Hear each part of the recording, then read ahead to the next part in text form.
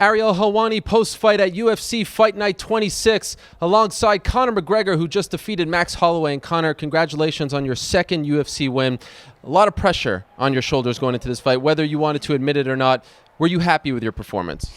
I mean, I don't know.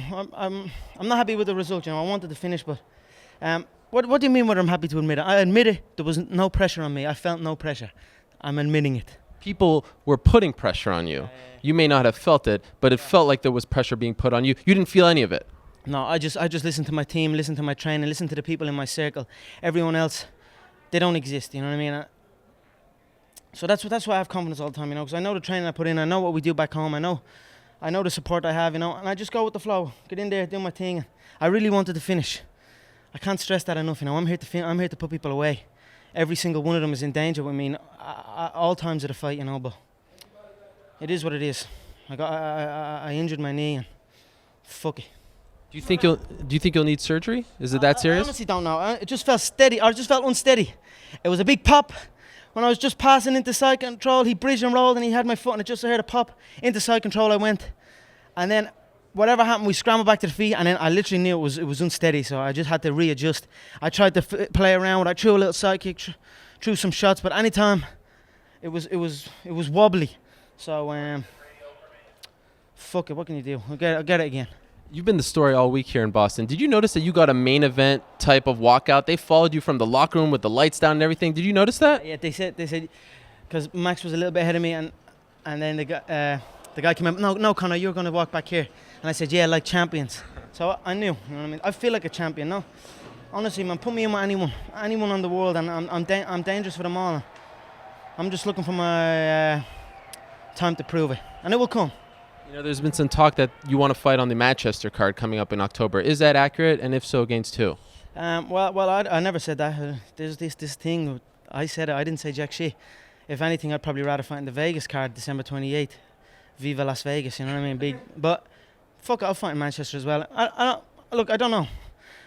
I'm just gonna go back and think and see what the story is with this leg, and see the Don Juan and tell him I'll get the finish next time for him. You took a very big step after the Brimage fight. Do you feel like you took an equally large step after this fight? I feel on top already, so I don't know. Can I go further than number one? Because I feel like I'm number one already. If you can go further than number one, well then I went further. So December 28th, title shot? Well, man, tomorrow night, right now, title shot. You know what I mean? December 28th title shot. Of course I'll take that. I'll take anything, you know what I mean? Just I stay ready, like I say, stay ready so I don't have to get ready. I'll wrap this bad boy up and come back as soon as. Final question. We have a lot of Irish fans. A lot of them waiting for this interview. Our first in person together. Yeah. Anything? It's nice to meet you. It is a pleasure. Attire. I like the check with the blazer. I like that look. You're gonna see my one now. Hopefully, if I get the shout at the press conference, you're gonna see a real three-piece. You know what I mean? You're gonna see style. So tune in and take notes. Anything you want to say to them? To the Irish fans, man, I can hear the place rumbling. I'd say it's crazy back home, and I look forward to getting back home, celebrating this with my countrymen. You know what I mean? I carry that tricolour high, and that's another reason why I want to get in there and show that we are not to be messed with. We are a fighting nation, and we can do it. We can more than do it. You know what I mean? So I hope my countrymen are proud of me. Thank you, Conor. Get well. Congratulations. Thank you, sir. Thank you, man. I mean, what these guys have done for me, Dana, and not giving me all this attention and putting this on me. These guys are making my dreams come true. You know what I mean? I'm forever grateful to these guys. That's why this is a loss to me. I come out to finish every time. You know what I mean? And Max is tough. I wanted some exchanges with Max. You know what I mean? And I don't know. I'm blown away. But realistically, let's get the next one in, because I'm ready to whoop somebody real quick. Yeah. Forrest Griffin's famous entrance song was the Dropkick Murphys song. He debuted that in Belfast. Here you were in Boston, and you came out to it. Other than the obvious shipping up to Boston, was there any specific reason why you used that song? I don't know. I stuck a little Sinead O'Connor on there as well, if you mightn't have noticed that. Oh, I didn't. She moved through the fair. Listen to that. That's some true Irish shit right there. You know what I mean? That's some go to war shit.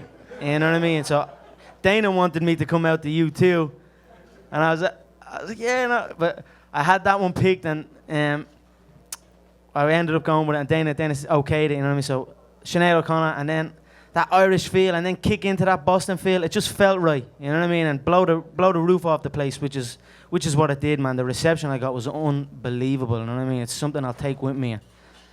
It was a special occasion for me. Thank you. Question for Conor.